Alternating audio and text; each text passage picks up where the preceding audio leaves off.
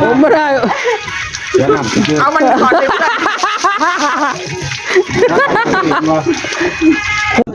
วันเลยวันไอ้บอกยากได้ละมันจะได้กูเลย ด่านมาขอพรให้พรเด้อ วันตัวอยู่ดีแน่ ขออยู่หลัง ได้ไปมา ปีขอก่อนไงเก่าๆ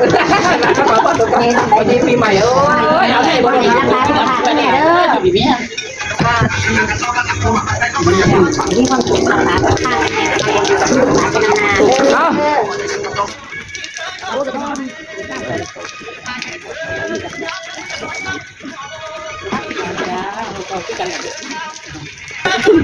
เดี๋ยวที่เขา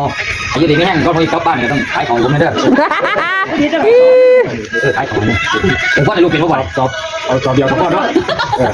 ไปหาขนาดนี้เด้อไปหามันมันอยากได้ยังกะหามันมันโจกมันมันยัดเอาแม่จะเสียเลยจะเราได้ยาอะไรเจ้ากินก่อนเขาว่าหลังสงกรานต์เขาสิเศร้าด้วยล่ะ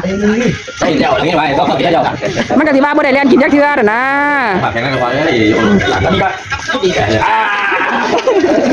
เราเป็นคนเดียวที่ยังไม่ได้อาบน้ำนั่นน่ะ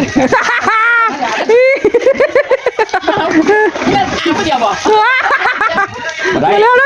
อาบน้ำแล้วมาอีกพอพ่อแนวไหนพ่อหนีเหรอพอพ่อแนวไหนพ่อหนีพอพ่อยังจังไงพ่อหนีเหรอถ้าหมดเราสิ่งก็ไม่หยันเนาะเราสิ่งอ่ะถ้าหมอมีพิษอายุหมดมืออะไรแม่กินเลย ทั้งน้ำหอมทั้งน้ำมันประกอบ